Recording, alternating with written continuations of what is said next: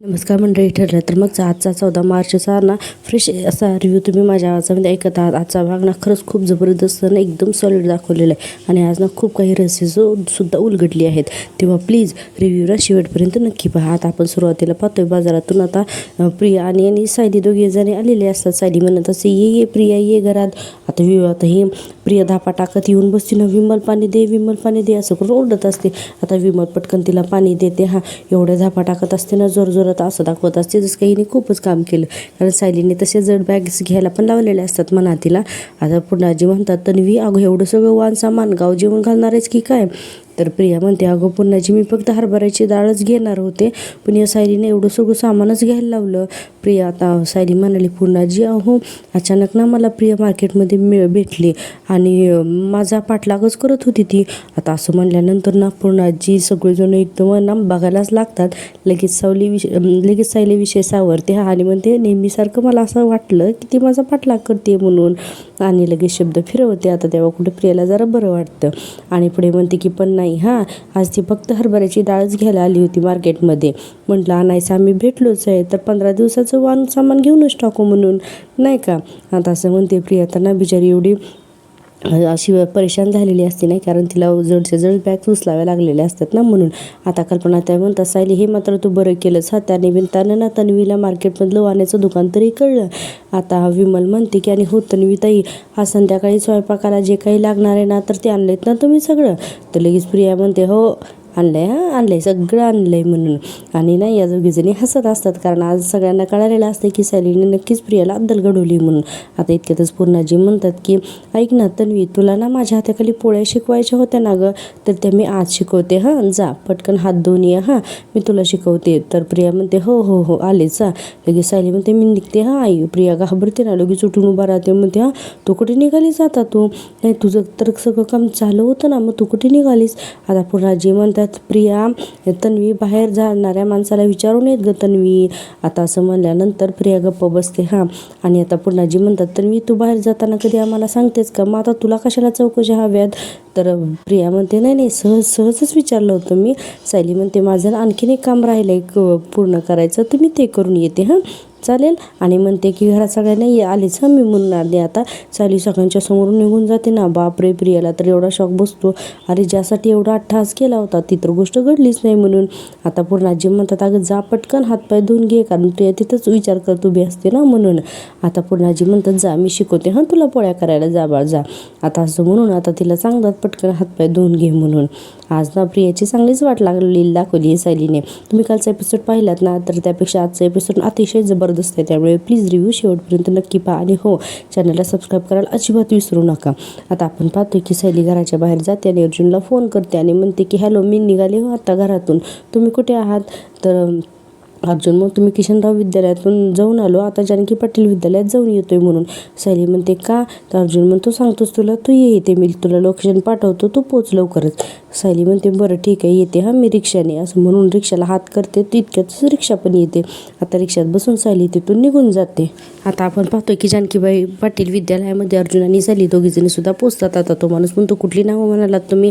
तर आता अर्जुन म्हणतो, बबली आणि सोनाली लोखंडे. आता तो माणूस जो आहे तर तो जुना कॅटलॉग काढून देतो आणि आता तिथे बघा, तिथे ना बबलीचा फोटो लिहिलेला असतो, त्याच्यावरती नावसुद्धा लिहिलेलं असतं की बबली सदाशिव लोखंडे. तिची जन्मतारीख असते, तिची इयत्ता असते, ते सगळं असतं. आईचं नाव मैना कांबळे, हे सुद्धा सगळं, मैना लोखंडे हे सुद्धा असतं. सायली आता तो फोटो बघून म्हणते, अहो हा फोटो तर बघा जरा. बापरे, अर्जुन आणि ही सायली जी आहे ना, आज या दोघांची ना खरंच शॉकिंग मुवमेंट दाखवली. एकदम शॉकिंग अशी रिॲक्शन असते या दोघांची सुद्धा. आणि हे दोघंजण एकदम शॉक होतात. का माहिती आहे का? कारण इथे जो बबली म्हणून जो फोटो आहे ना, तोच फोटो सायलीचा म्हणून तिच्या काठोड्यात ह्या प्रियाने ठेवलेला असतो आणि म्हणून हे दोघं जणांना एकदम शॉकिंग होतात. आता अर्जुन म्हणतो, मी याचा फोटो काढू शकतो का? तो माणूस म्हणतो, हो काढू शकता ना. आता अर्जुन पटापट त्या दोन्ही पेजेसचे ना फोटो काढून घेतो आणि अर्जुन आणि सायलीला एवढा धक्का बसतो ना की बस, कारण ते ते तन्वीच्या सायलीच्या लहानपणीचा फोटो असतो आणि तो बबलीचा खरा तर असतो आणि यांनी दाखवलेला असते की तो तन्वीच्या लहानपणीचा आहे म्हणून. आणि आता अर्जुन काय करतो, त्या रजिस्टरमधली इतर माहिती पण वाचतो. अर्जुन म्हणतो, अरे बाकीची माहितीसुद्धा करेक्टच आहे, म्हणजे 5 मुली, इतर मुलींची नावं. अर्जुन म्हणतो, इतर नावंसुद्धा अगदी सेम आहेत गं. आणि आता ती वही बंद करतात आणि तिथून दोघं जण सुद्धा थँक्यू म्हणून म्हणून निघून जातात. म्हणजे अर्जुन आणि सायली आता तिथून निघून जातात. आता पुन्हा आपल्याला इकडे ना घरचा सीन दाखवलेला आहे. इकडे प्रिया जी आहे तर ती पोळ्या करत असते आणि अक्षरशः नकाशे केलेले असते तिने पोळ्याची.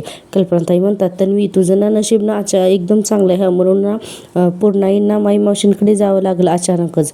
नाहीतर त्या जर असत्या ना इथे तर त्यांनी तुला ना बसून तुझ्याकडून पोळ्या करूनच घेतल्या असत्या.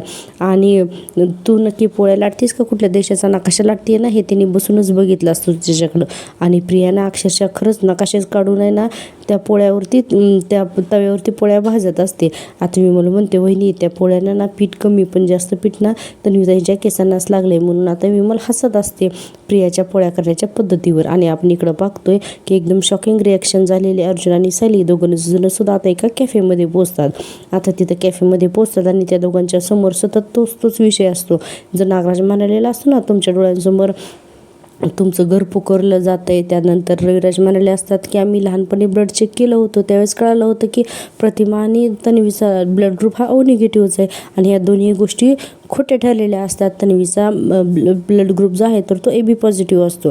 आणि नागराज म्हणालेला असतो की तुमच्या आयुष्यातलं सर्वात मोठं सत्य तुम्हाला माहितीच नाही आहे. आणि हे सगळे आठवणी जे आहेत ना हे आठवत असतात आणि आपल्याला हे सगळे फोटोग्राफ दाखवलेले असतात. आणि ते डॉक्टरसुद्धा म्हणाले असतात की हे ब्लड ग्रुपप्रमाणे ही मुलगी रविराज आणि प्रतिमा यांची मुलगी असू शकत नाही. आता डॉक्टरांनी पण सांगितलेलं असतं. आणि एवढे सगळे जे घोळ आहेत ना हे अर्जुनला आठवत असतात. त्याला तन्वी पहिल्यांदा भेटायला आलेली असते ना तर तो सुद्धा सीन अर्जुनला आठवत असतो. अर्जुन आणि सायली कंटिन्यू ना हेच विचार करत असतात की आतापर्यंत काय काय घडलंय म्हणून. आणि त्यांच्या बऱ्याच साऱ्या आठवणी आपल्याला इथं दाखवल्यात सुद्धा. आता बराच वेळ तर हे दोघं जण कॅफेमध्ये बसतात आणि विचार करत असतात. आता तिथे गरमागरम कॉफी आणून ठेवलेली असते. अर्जुन हा विचार करत असतो की बबली ही सदा महिन्याची 5वी मुलगी आहे. आणि हे त्या बाईने सांगितलेलं असतं. त्यानंतर जो फोटो बघितलेला असतो तर तो फोटो तन्वीच्या लहानपणीचा असतो आणि तिथे तर बबली म्हणून लावलेला असतो. आता हे सगळं काय आहे म्हणून हे दोघं जण बापरे एकत्रच म्हणतात की हो म्हणजे प्रिया म्हणजे ती बबली प्रिया ही एकच आहे. आता अर्जुन म्हणतो तू बोला आधी. आता सायली म्हणते, हे बघा आज बबली लोखंडेचा फोटो बघितल्यानंतर एक गोष्ट माझ्या लक्षात आली की हाच फोटो आपण प्रियाच्या कटोऱ्यात सुद्धा बघितला होता जो इतक्या दिवस आपण माझा समजत होतो. अर्जुन म्हणतो यस करेक्ट आहे. आता सायली म्हणते म्हणजे याचाच अर्थ जे गाठोडं आपण माझा आहे असं समजत होतो ते खरं तर प्रियाचं होतं. बापरे असं त्या गाठोड्याचा सुद्धा उलगडा झाला. आणि सायलीला ते गाठोडं सुद्धा आठवतं कारण ते गाठोडं जेव्हापासून पाहिले तेव्हापासून तिला त्या गाठोड्याबद्दल आपलेपणाच वाटत नसतो. तर ते काय याचं उत्तर सुद्धा आजच सायलीला मिळतं. अर्जुन म्हणतो यस करेक्ट. इतके दिवस आपण ना चुकीच्या दिशेने विचार करत होतो. इतके दिवस प्रिया खोटं बोलते हे आपल्याला माहितीच होतं पण ती प्रिया नक्की कोण आहे आणि कोण बनून आपल्या घरात घुसली आहे ना याचा आपण कधी विचारच केला नव्हता. आता सायली म्हणते आणि ते गाठोडं महिपतच्या घरी लपवलं होतं. म्हणजे महिपत नागराज हे दोघं जण सुद्धा या दोघांना सुद्धा माहिती होतं की प्रिया ही बबली सदाशिव लोखंडे आहे म्हणून. अर्जुन म्हणतो यस म्हणजे हे सगळं ना या तिघांचं ना मिक्स असा प्लॅन आहे. आता हे सगळं अर्जुन आणि सायली या दोघांच्या सुद्धा लक्षात येतं. सायली पुढे म्हणते आता नागराजने घातलेल्या कोड्याचं उत्तर मला कळते. आणि म्हणते की मय सभेमध्ये जिथे पाणी आहे असं वाटायचं तिथे जमीन होती आणि जिथे जमीन आहे असं वाटायचं तिथे पाणी वाटायचं. जे खोटं आहे असं वाटायचं ते खरं होतं. एवढे दिवस आपल्याला वाटत होतं की प्रिया ही तन्वी आहे पण म्हणजेच प्रिया ही तन्वी नसून सुद्धा सगळ्यांना वाटत होते की ती तन्वी आहे. कळालं का तुम्हाला आता नागराज हे काय म्हणाला ते. आता सायलीने एकदम स्पष्टीकरणच एकदम स्पष्ट करून सांगितलं आहे अर्जुनला. आणि आता बघा सायली पुढे म्हणते की अर्जुनला म्हणते की तुम्हाला समजलं ना की नागराजच्या कोड्याचं काय उत्तर असेल ते.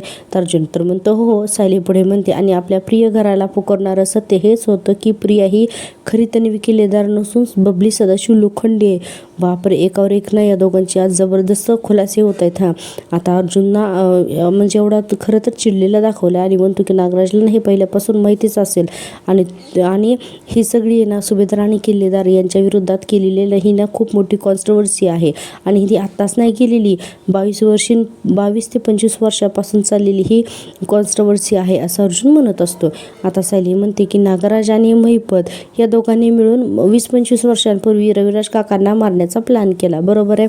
आता पण मग तेव्हा तर प्रिया खूप लहान असेल ना म्हणजे आम्ही तर आश्रमात सुद्धा नसतो तेव्हा म्हणजे एवढ्यात छोटी मुलगी असेल. आणि मग ही या लोकांना सामील कधी झाली आणि का कधी झालं असेल हे सगळं. अर्जुन म्हणतो ना आपण पहिल्यांदा घरी जाऊ आणि तिला पहिल्यांदा पटकन जा विचारू, मग तिला या कॉन्फरन्सबद्दल ना सगळं काही खरं खरं सांगावंच लागेल. खूप झालं आता असं म्हणून अर्जुन इतक्या बरोबर ती गरम ठेवलेली कॉफी असते ना तर ती प्यायला लागतो. त्याचं तोंड भाजतं ना. सायली म्हणते अहो काय हो किती विंदळापणा करताय तुम्ही, बघा भाजलं ना तुम्हाला ना प्रत्येक गोष्टीची ना घाईच असते. आता सायली रागवायला लागते अर्जुनला आणि सायली म्हणते पण घाई केल्याने फक्त नुकसानच होतं. आता कॉफी पिण्याची सुद्धा घाईच केलीत आणि प्रियाला जाब विचारण्याची सुद्धा घाईच करताय तुम्ही. अर्जुन म्हणतो म्हणजे आपल्याला प्रियाच्या विरोधात एवढे पुरावे मिळालेत आणि तू म्हणते की आपण तिला काहीच विचारायचं नाही. सायली म्हणते हो. अर्जुन म्हणतो अगं काय हे तुझं. तर सायली म्हणते हो कारण आपल्याला जे जे समजलंय ना तर यावरून आपण अंदाज बांधलाय की प्रिया ही बबली लोखंडे आहेत तन्वी नाही म्हणून. पण आपल्याला त्यासाठी ठोस पुरावे आहेत का सांगा ना, काय पुरावे आहेत आपल्याकडे. ते गाठोडं प्रियाचं होतं याचा सांगा ना काय पुरावा आहे आपल्याकडे. जेव्हा हे सगळे पुरावे आपल्या हातात येतील ना तेव्हाच आपण सगळ्यांना सांगू शकतो की प्रिया ही तन्वी नाही आहे म्हणून. अहो सहज जाता जाता करावं असं विधान नाही येते. अर्जुन म्हणतो खरं तर पटतंय का सायली मला तुझं, कारण घरी सगळ्यांच्या तन्वीबद्दलच्या भावना काय आहेत ना हे माहिती आहेत मला. सायली म्हणते आणि जेव्हा आपण हे सगळ्यांना सांगू त्यावेळेस तेव्हा कोणाच्याही मनाशंकेला जागाच असायला नको, म्हणून आपण पुराव्यानिशी सगळ्यांना सगळं सांगूयात. कारण प्रियाला जर का वेळेच्या अगोदर हे सगळं कळालं ना तर ती पुरावे फिरवेल, काय वाटेल ते करेल. आणि तुम्हाला माहिती आहे का जे कोणी तिच्या विरोधात काहीही बोलेल ना त्याचा जीवही घ्यायला प्रिया कमी करणार नाही आणि हा धोका आपण पत्करू शकतो का. आता सायली एकदम बरोबर बोलते. अर्जुन म्हणतो की नाही माझं मन मला असं म्हणते ना की प्रियाबद्दल सगळं काही खरं खरं घरी सांगून टाकायचं आणि तिला हाकलून द्यायचं, पण माझा मेंदू सांगतोय की की की तुझं बरोबर आहे सायली असं अर्जुन म्हणतो. आता बघा पुढे अर्जुन म्हणतो की आता घाई करून चालणारच नाही. सायली म्हणते की बायको नेहमी बरोबरच असते आणि नवऱ्याने तिचे नेहमी ऐकायचंच असतं म्हणून. आणि आता कॉफी घे आणि हो पण फुंकर मारून घ्या हां असं सायली म्हणते, कारण गरम गरम कॉफी अर्जुन पिलेला असतो आणि त्याचं तोंड भाजलेलं असतं ना म्हणून सायली अशी म्हणते. आणि सायली पुढे म्हणते की काही गोष्टी ह्या सावकाश केल्या ना तरच त्या मनासारख्या होतात. अर्जुन म्हणतो ओके मॅडम. म्हणून आता दोघं जण सुद्धा कॉफी घेतात. अर्जुन आता एकदम फुंकून कॉफी पितो. छान दाखवलाय हा आजचा भाग, तुम्ही टी व्हीवरती नक्की बघा. आता आपण पाहतोय की पुढे ही सुविधारांच्या किचनमध्ये ना प्रिया पोळ्या करत असते आणि तिथेच तिला ना एक अननोन नंबरवरून फोन येतो. आता प्रिया काय करते की कामात असते त्यामुळे डायरेक्ट ती फोन जो आहे तो स्पीकरवर टाकते. आता तिथे कल्पनाताई आणि विमलसुद्धा हॉलमध्येच असतात आणि प्रिया म्हणते की कोण बोलतं इकडून. मैनावतीचा फोन असतो आणि मैना म्हणते हॅलो हां अगं मी बोलते बबली तुझी आई. आता असं म्हणल्यानंतर सगळेजण बघायलाच लागतात ना तुझी आई. आता ही मैनावती बोलून जाते ना आणि म्हणते की अगं त्याचं काय झालं की आमच्या फोनमधला बॅलन्स संपला ना, पैसे पाहिजे होते म्हणून मी सगळ्यांच्या शेजारच्या वहिनींकडून फोन घेतला आणि तुला फोन केलाय. आता प्रिया इतकी घाबरते, पटकन तो फोन हातात घेते, साऊंड ऑन जो असतो तो ऑफ करतो आणि कानाला लावून म्हणते कोण बोलतोय तुम्ही, कोण हवंय तुम्हाला असं करायला लागते. आता विमल आणि कल्पनाताई बघतच राहतात. मैनावती म्हणते अगं मी तुझीच आई बोलते बबलीची आई. आता प्रिया म्हणते काय अहो तुम्हाला कुठला नंबर हवा आहे. मैनावती म्हणत असते अगं मला तुझाच नंबर हवा आहे बबलीचा. प्रिया म्हणते रॉंग नंबर आहे असं म्हणून फोन कट करून टाकते ना. आणि मैनावती म्हणत असते काय ही बबली म्हणजे खोटं बोलण्यात नाही हात कोणी धरणारच नाही असं इकडे मैनावती म्हणत असते. प्रिया म्हणते की रॉंग नंबर होता, आजकाल किती रॉंग नंबर येतात नाही आलेच हं मी असं म्हणून आता प्रिया मोबाईल घेऊन तिथून बाहेर जाते. आता कल्पनाताई म्हणतात अगं विमल हा आवाज तर ना ओळखीचा वाटत होता ना अगं विमल. विमल म्हणते हो ना वहिनी हा आवाज तर ओळखीचा वाटत होता, कोणाचाही कळला नाही पण तो आवाज ऐकल्यासारखा वाटत होता हो. मग कल्पनाताई म्हणतात पण मग तिने रॉंग नंबर म्हणून फोन का ठेवला असेल असं आता कल्पनाताई विचार करायला लागतात. आणि आता आपण पाहतोय की पुन्हा अर्जुन आणि सायलीचा सीन. अर्जुन आणि सायली दोघेही कॅफेत असतात. अर्जुन म्हणत असतो आता मला असं वाटतं की प्रियाला ना सगळ्या बाजूनं ट्रॅप केलं पाहिजे, आता ती अडकणारच आहे. इतक्यातच तो वेटर येतो, कॉफीचे दोन्ही मग घेऊन जातो. सायलीला तेवढ्यातच फोन येतो प्रतिमात्याचा. सायली म्हणते अहो प्रतिमात्याचा फोन आहे. अर्जुन म्हणतो हो का स्पीकरवर टाक मग. आता सायली स्पीकरवर फोन टाकते आणि म्हणते की बोला ना प्रतिमात्या. प्रतिमात्या म्हणतात की सायली कामात आहेस का गं, मला ना तुझ्याशी तन्वीबद्दल थोडं बोलायचं होतं गं. आता सायली अर्जुनला कळतच नाही की तन्वीबद्दल काय बोलायचं असेल. सायली म्हणते तिच्याबद्दल काय बोलायचं आहे तिच्याबद्दल. प्रतिमात्या म्हणतात हे बघ सायली तुला माझं बोलणं थोडंसं विचित्र वाटेल पण सायली एखाद्या आईला तिच्या मुलीबद्दल जे वाटेल ना त्यातलं काहीच मला तन्वीबद्दल कसं काही वाटत नाही गं असं म्हणायला लागतात. आणि म्हणतात की हे तिचा उघड पडला म्हणून होत नाही हं, मी या घरामध्ये परत आले ना तेव्हापासूनही ना माझ्या मनात तिच्याबद्दल काही उमटलंच नाही गं असं आता प्रतिमात्या म्हणायला लागतात, म्हणजे सायलीला सांगतात. आणि पुढे म्हणतात की कधी कधी असं वाटतं ना की आम्हा दोघींमध्ये काही नातं आहे की नाही म्हणून. सायली म्हणते म्हणजे ती नक्की तुमचीच मुलगी आहे की नाही अशी तुम्हाला शंका येते का प्रतिमात्या? तर प्रतिमात्या म्हणतात की हो. अर्जुन तर बघतच राहतो ना. प्रतिमात्या म्हणतात की सायली माझं काही चुकतंय का गं? सायली म्हणते नाही नाही अजिबात नाही प्रतिमात्या. आपलं मन जे आपल्याला सांगतं ना ते आपण नेहमी ऐकायचं असतं. तुम्हाला आठवतंय का सदाशिव आणि मैनावती हे माझे आई बाबा नाही आहेत असं मला मनातून खूप वाटत होतं आणि शेवटी तेच खरं निघालं ना असं सायली सांगते. मग आणि पुढे म्हणते की मग तुमचं मन तुम्हाला चुकीचं का सांगेल? प्रतिमात्या म्हणतात की तुझ्याशी बोलून प्रतिमात्या म्हणतात सायली मला ना तुझ्याशी बोलून खूप बरं वाटलं गं. मला ना अपराधी वाटत होतं गं की मला ना माझ्या मुलीवरती मायाच करता येत नाही का काही. पण मी ना आणखीन एक प्रयत्न करून बघणार आहे. सायली म्हणते कुठला प्रयत्न? प्रतिमात्या म्हणतात मी जर तन्वीबरोबर जास्त वेळ घालवला तर कदाचित आमच्यात काहीतरी नातं जुळू शकेल अशी आता वेडी आशा वाटत असते प्रतिमात्यांना. आता सायली अर्जुन हे दोघंही ऐकत असतात. आता ही सायली जी आहे ना तर ती काय म्हणते माहिती आहे? तर ती म्हणते प्रतिमात्या नाते जुळेल की नाही माहिती नाही. सायली म्हणते प्रतिमात्या नातं जुळेल न जुळेल पण तिच्याबरोबर वेळ घालवून तुमच्या नाताचा खरेपणा नक्कीच आपल्याला पाहता येईल आणि यावेळी मी सुद्धा तुमच्याबरोबर आहे. म्हणजे जर का तिने काही खोटेपणा केला तर मी पकडू शकेन ना. प्रतिमात्या म्हणतात हो चालेल हां पण सायली हे लवकरात लवकर जमून आण बाई. आता सायली म्हणते हो मी तुम्हाला लवकरच सांगते हां तुम्ही काळजी करू नकात हां आणि या बाबतीत कोणाशी काहीही बोलू नकात. प्रतिमात्या म्हणतात की हो ठेवते हां. आता असं म्हणून प्रतिमात्या आणि सायली दोघीही फोन ठेवतात. आता फोन ठेवल्यानंतर सायली अर्जुनला खरंच वाईट वाटत असतं हां. सायली म्हणते आपल्याला प्रियाच्या विरोधात पुरावे मिळणं आणि प्रतिमात्यांना प्रियाच्या बाबतीत असं सगळं जाणवणं हा नक्कीच योगायोग नाही आहे हां. प्रियाच्या पापांचा घडा आता पूर्णपणे भरला आहे. अर्जुन म्हणतो हे नाटक तर प्रियाने सुरू केलं होतं पण त्याचा शेवट आपण करायचा. आता असं अर्जुन आणि सायली दोघेजणही ठामपणे एकदम ठरवूनच टाकतात हां. आता बघा इतक्यातच आता अर्जुनला एक फोन येतो. तो फोन असतो चैतन्याचा. आता अर्जुन फोन तर उचलतो. तिकडून चैतन्य सांगतो अरे आपले क्लायंट आहेत ना यदुनाथ सोनावणे तर त्यांना अरेस्ट झाली. अर्जुन म्हणतो व्हॉट? अरे असं कसं काय? अरे पण त्याच्या भावाच्या विरुद्ध आपल्याकडे सगळे पुरावे आहेत ना. तर चैतन्य म्हणतो अरे त्यांच्या पियेचं असं म्हणणं आहे की त्यांच्या भावानेच हे सगळं घडवून आणलंय. अर्जुन आपल्याला लवकरात लवकर पोलीस स्टेशनला पोहोचायलाच हवं. आता अर्जुन म्हणतो की हो मी येतो पण आता तू कुठे आहे? तर चैतन्य म्हणतो मी महिपतच्या घराजवळ त्या माणसाला भेटायला आलो होतो. अर्जुन म्हणतो बरं तू जा पोलीस स्टेशनला मी येतो. सायली म्हणते काय हो काय झालं? अर्जुन म्हणतो माझ्या क्लायंटला अटक झाली मला आत्ताच जावं लागेल. तर सायलीला म्हणतो की तू जाशील ना गं नीट घरी? सायली म्हणते हो मी जाते. आता असं म्हणून अर्जुन आणि सायली आता त्या हॉटेलमधून सुद्धा दोघेही निघून जातात. आणि आता आपण पाहतोय की पुढचा सीन. आता ही प्रिया एकांतात जाऊन ना बाहेर मैनावतीला फोन करते आणि इतकी झापते ना त्या मैनावतीला की बस. मैनावतीला म्हणते परत जर असा मला फोन केला ना अननोन नंबरवरून तर बघा मग. तर मैनावती म्हणते अगं एवढं काय झालं मी तुला फोन केला? तर प्रिया म्हणते अननोन नंबरवरून फोन आला म्हणून मी तो फोन स्पीकरवर टाकला तर तिथून मला काय म्हणालात की मी तुझी आई बोलतीये. आणि प्रिया रागवते ना मैनाला म्हणते की ती कल्पना आणि विमल होती त्यांनी ते ऐकलं आणि इतक्या घाईने कॉल करायची काय गरज होती? मैनावती म्हणते नाही कसं आहे ना ते फोनमधला बॅलन्स संपला ना माझ्या पैसे अगं मग त्यामुळे ते कोणाचा पण फोन घेऊन असा फोन करावा लागतो गं मला. तुला फोन करता येत नाही ना? आता प्रिया म्हणते म्हणजे थोडक्यात काय आणखीन पैसे मागायचे होते ना? मैनावती म्हणते नाही तसं नाही अगदी हां म्हणजे ते तर आहेच पण मला एक सांग की त्या सायलीला गुंडाळच ना तू. आता प्रिया म्हणते त्या सायलीला गुंडाळणं एवढं सोपं नाही आहे. हे प्रकरण कसं बसून निस्तरलं आहे मी असं प्रिया म्हणते. आणि पुढे म्हणते की त्या सायलीचा ना काही भरोसा नाही आहे. अर्जुन सायली हात धुवून माझ्या मागे लागलेत असं प्रिया सांगते. मैनावती तर तोंडावरच हात ठेवते. प्रिया म्हणते त्यामुळे तुम्ही प्लीज सावध राहा. तुम्ही ते दोघे जर तुमच्या घराच्या भोवती जर आले आणि चौकशी करत असेल ना तर मला कॉल करायचा नाही. मैनावती म्हणते अगो बाई हो. प्रिया म्हणते मला मेसेज करायचा मी तुम्हाला कॉल करेन कळलं? मैनावती म्हणते हो कळलं पण ते बॅलन्सचं कळलं ना तुला? प्रिया म्हणते भरते बॅलन्स तुमच्या ह्याच्यात असं म्हणून आता दोघीजणी सुद्धा फोन ठेवतात. प्रिया इतकी चिडलेली असते ना. आता फोन ठेवल्यानंतर प्रिया म्हणते आता मी थोडक्यात वाचले नाही तर ना माझं काही खरंच नव्हतं. सायली मला कामात अडकून नक्की कुठे निघून गेली असेल असं प्रिया विचार करायला लागते. इकडे आपण दुसरा सीन पाहतोय तो म्हणजे अस्मिता आणि सचिनचा.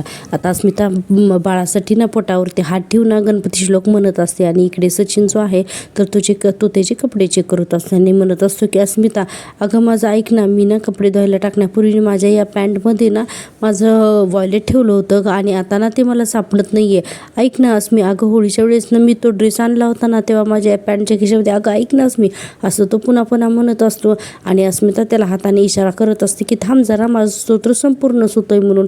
आता ती बाळासाठी ना बाळाच्या जसं पोटावरती हात ठेवून स्तोत्र म्हणते आणि आता इशारा करते इकडं आहे म्हणून. सचिन पुन्हा कपाट उघडतो आणि कुठं आहे, इथं आहे का, तिकडं आहे का, आणि म्हणतो अस्मी अगं ऐक ना थोडं, अगं 2च मिनिटाचा प्रश्न आहे ना, अगं जरा ब्रेक घेऊन सांग ना प्लीज. सचिन इतका हायपर होत असतो कारण त्याला पैसे हवे असते, तिचं पाकिट सापडत नसतं. आता शेवटी काय करते अस्मिता, ती तिचं स्तोत्र जे आहे ते मध्येच थांबवते. आता बेडवरून उतरते, कपाटातलं त्याचं जे वॉलेट असतं ते समोरच असतं ड्रॉवरमध्ये, तर ते काढून त्याच्या हातात देते आणि म्हणते की हे घे म्हणून. आता सचिनला कळतं की आपण विनाकारणच पॅनिक झालो आणि इतकं अस्मितावरती ओरडलो म्हणून तिला धड स्तोत्रसुद्धा म्हणू दिलेलं नसतं या सचिनने. आता सचिन काय करतो की वॉलेट घेतो हातामध्ये आणि लगेच बघा आता इमोशनल नाटक करण्याचा प्रयत्न करतो आणि लगेचच म्हणतो की सॉरी अस्मी, आणि म्हणतो की मी असं तुझ्यावरती ओरडायला नको होतं ग अस्मी, आणि पण काय ना की अगं पण माझ्याकडनं पैसे हे हल्ली इतके कमी असतात ना की ते पण जर का इथे तिथे गेले ना तर एकदम पॅनिक व्हायला होतं ग मला. कॅनडामध्ये असताना चांगलं होतं ग, आपल्याकडे पैशांचा वर्षाव होता अक्षरशः, असं सचिन सांगायला लागतो आणि म्हणतो की पण आता हातात पण एवढे पैसे नसतात ग, आणि जे काय पहिले आहेत ना तर ते पण मला पुरून वापरावे लागतात, ते माझं अकाउंट फ्रीज झालं आहे ना. आता अस्मिता म्हणते हे बघ बँकेत टेक्निकल प्रॉब्लेम्स आहेत, त्याला तू तरी काय करणार, आणि अस्मिता पुढे म्हणते आणि तुला कोण म्हणालं की आपल्याकडे पैसे नाही आहेत म्हणून, असं म्हणते आणि त्याला म्हणते की थांब 1 मिनिट. सचिन म्हणतो म्हणजे काय, तर अस्मिता लगेचच कपाट उघडते आणि कपाटातून ना तिचं क्रेडिट कार्ड काढते आणि म्हणते की हे घे माझं क्रेडिट कार्ड म्हणून, आणि म्हणते की हवे तेवढे खर्च कर हां बिंदास. आता असं म्हणल्यानंतर सचिन तर ते कार्ड घेतो, पण बघायचंच लगेच नाटक करायला लागतो, नाही नको अस्मी, अगं जर का मी हे घेतलं ना तर तुझ्या घरचे म्हणतील की मी तुझ्या जेवावर मजा करतो म्हणून, तर त्यामुळे नको. आता अस्मिता म्हणते अरे असं का, कोणाला का वाटेल, मी कोणाला सांगणारच नाही ना, आणि मागे मी डॅडचं क्रेडिट कार्ड वापरलं होतं त्यावेळेस ते मला ना खूप रागावले होते. अस्मिता म्हणते तेव्हापासून मी माझंच क्रेडिट कार्ड वापरते, त्यामुळे तू निश्चिंतपणे खर्च कर धर. आता असं अस्मिता सांगते ना सचिनला, म्हणजे ते कार्डच देते त्याच्या हातामध्ये. आता सचिन लगेचच थँक्यू ब्युटिफुल म्हणून असं तिला जवळ घेतो, आणि जेव्हा तो तिला जवळ घेतो तेव्हा तो त्या क्रेडिट कार्डकडेच बघत असतो. आणि बघा इतक्यातच काय होतं की साक्षीचा फोन जो आहे ना तर तो सचिनला येतो. आता सचिनचा फोन नेहमीप्रमाणे व्हायब्रेशन मोडवरतीच असतो. आता तो फोन हातामध्ये बघतो तर साक्षीचा फोन असतो, आणि सचिन आता मनातल्या मनात म्हणतो सॉरी साक्षी, माझ्या हातातल्या क्रेडिट कार्डावरती जिचं नाव असतं ना तीच माझ्यासाठी महत्त्वाची असते, त्यामुळे मी सध्या तुला नाही तर माझ्या बायकोला माझा वेळ देणार, असं म्हणून तो अक्षरशः सचिन साक्षीचा फोन कट करून टाकतो आणि पुन्हा अस्मिताला असं तिच्याजवळ घेतो. बापरे, हा सीन काय डेंजर दाखवलं आहे ना. आता आपण पाहतोय की पोलीस स्टेशनमधला सीन, अर्जुन आणि चैतन्य जे आहे तर ते त्यांच्या क्लायंटला सोडवण्यासाठी पोलीस स्टेशनला आलेले असतात, आणि तिथून तो क्लायंट म्हणत असतो की थँक्यू अर्जुन सर, मला वाटलं होतं की माझ्या भावाने मला कायमचा आत अडकवलेली काय. अर्जुन म्हणतो टेन्शन घेऊ नको, तुझ्या भावाच्या विरोधात सगळे पुरावे आहेत आपल्याकडे, तो काही करू शकणार नाही. आता इन्स्पेक्टर म्हणतात की ठीक आहे आता तुम्ही जाऊ शकतात, म्हणून अर्जुन चैतन्य त्या माणसाला सोडवतात आणि आता तिथून घरी निघतात. आता इतक्यातच बघा ना नागराजला घेऊन तिथे शिपाई आलेला असतो, म्हणजे त्यांचे बहुतेक कोर्टामध्ये त्यांच्या सहीसाठी रोज आणलं जातं ना आरोपींना. आता बघा आता आरोपींना आणलं जातं म्हणल्यानंतर नागराज पाहतो की अर्जुन आणि चैतन्य तिथं आलेले आहेत म्हणल्यानंतर, आणि लगेचच हा नागराज जो आहे तर तो चैतन्याला अर्जुनला बोलण्याचा प्रयत्न करतो.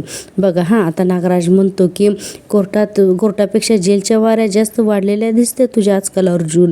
आता अर्जुन चैतन्य दोघंही बघतात ना नागराजकडे, पण त्यांना काही इंटरेस्ट नसतो बोलण्याचा. नागराज आता अर्जुनकडे येतो, म्हणतो काय रे खरं सांग, तो ह्या ना त्या निमित्ताने या जेलमध्ये येतच असतो, खरं तर मला असं वाटतं की तू मलाच भेटायला येत असतोस ना रे.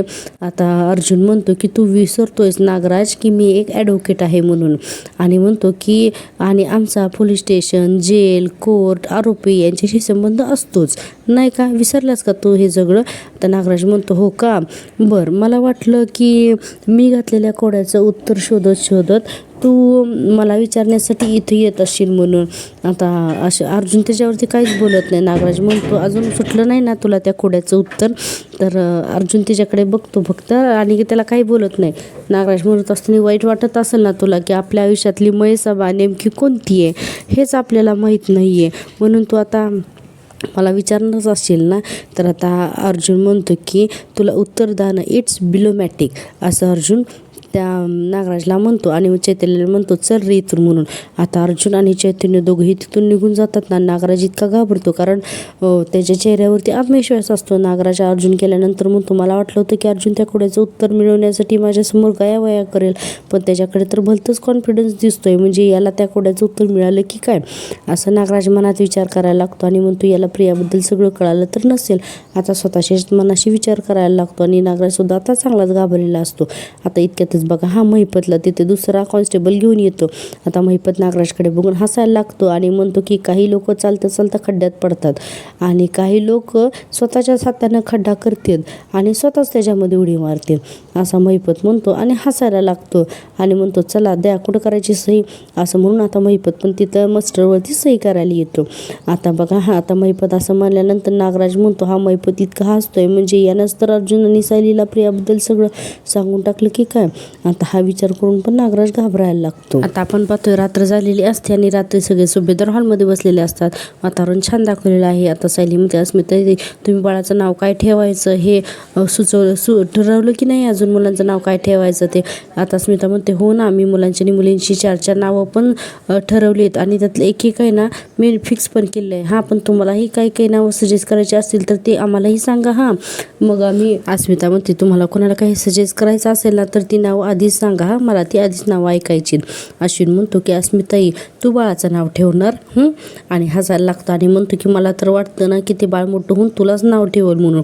आता अर्जुन लागतो ना हसायला. कल्पनाताई म्हणतात ये अरे काय बोलतोय. अस्मिता म्हणते अश्विन मार खाशील. हां अर्जुन म्हणतो नाही मला काय वाटतंय ना की बाळ आहे ना खूप चिडणार आहे अस्मिताताईवरती. आणि आता प्रतापराव म्हणतात का, तर अर्जुन म्हणतो म्हणेल की माझी आई तर काही बनवतच नाही माझ्यासाठी, इतकी आळशी आहे ना की मी रडतोय तरी सुद्धा उठतच नाही जागेवरून, असं आता अर्जुन म्हणत असतो. अस्मिता म्हणते मला ना काही बोलायचंच नाही आहे, मी रूममध्येच जाते. अर्जुन म्हणतो बघ अस्मिताने कट्टी घेतली आपल्याशी. प्रतापराव म्हणतात अरे आता बास पुरे आता अस्मिता तू यांच्याकडे लक्ष देऊ नकोस. हां तू बस बरं शांतपणे. आता सचिन पण तिथेच असतो, त्याला काही सगळं आवडत नसतं. कल्पनाताई म्हणतात मी काय म्हणते आपण जर का मुलगा झाला तर नाव त्याचा अंश ठेवूया आणि मुलगी झाली तर नाव अंशिका ठेवूया, कसं वाटतंय. तर प्रतापराव म्हणतात किंवा मस्तच नाव आहेत म्हणून. आता स्मिताला सुद्धा आवडतं. सायली म्हणते सचिन भाऊजी तुम्ही काही नाव ठरवलं की नाही. सचिन म्हणतो नाही असा काही विचार मी अजून केलेलाच नाही आहे म्हणून. आता सचिनशी बोललेलं कुणालाच आवडत नसतं. हां अस्मिता म्हणते अरे सचिन सगळेच आई बाबा असे अगोदर विचार करून ठेवतात आधी. इतक्यातच त्याला साक्षीचा एकसारखा फोन येत असतो आणि हा सचिन साक्षीचा फोन कट करत असतो आणि हे प्रियाच्या लक्षात येतं. हां अस्मिता म्हणते खरं तर ना मी आधीच विचारणार होते की तू बाळासाठी कोणतं नाव ठरवलंयस म्हणून. पुन्हा फोन येतो, सचिन पुन्हा फोन कट करत असतो. आता सगळ्यांच्याही लक्षात यायला लागले हळूहळू. प्रिया मनातल्या मनात म्हणत असते मूर्ख मुली तुझा मुलगा तुझा नवरा त्याच्या गर्लफ्रेंडच्या कॉलमध्ये बिझी आहे, तू कशाला तुझ्याकडे लक्ष देईल. इतक्यातच कल्पनाताई म्हणतात सचिन तुला जे नाव हा असेल ना ते तू सिलेक्ट कर, आम्ही तुझ्यावरती आमची कुठलीही मतं लादत नाही आहेत. आता पुन्हा सचिनला साक्षीचा फोन येतो आणि सचिन पुन्हा तो फोन कट करत असतो. आणि आता हे अर्जुन अश्विनला हे काही सगळं आवडत नसतं. आता अस्मिता म्हणते अरे बघ आपल्याला चॉईस देत आहेत ते, आणि म्हणते की मग मुलींची नावाची एक शॉर्टलिस्ट करून ठेवूयात. आता सचिन म्हणतो हे बघ अस्मिता तुला काय करायचं आहे ते कर ना, काढ शॉर्टलिस्ट तू मुलांच्या नावाची. आणि म्हणतो सचिन की मला काही त्यात इंटरेस्ट नाही, तुला हवं ते नाव ठेव तू. आता असं सचिन म्हणल्यानंतर अस्मिताला पण वाईट वाटतं. ती म्हणते सचिन अरे असं काय करतोस, सगळे इतकी प्रेमाने बोलतायत ना, मग तू कशाला डोक्यात राग करून बसलायस. आता सचिन म्हणतो मी आहे माझ्या रूममध्ये, असं म्हणून रागाने तिथून हॉलमधून निघून जातो. आता अर्जुनला अजिबात आवडत नाही हे.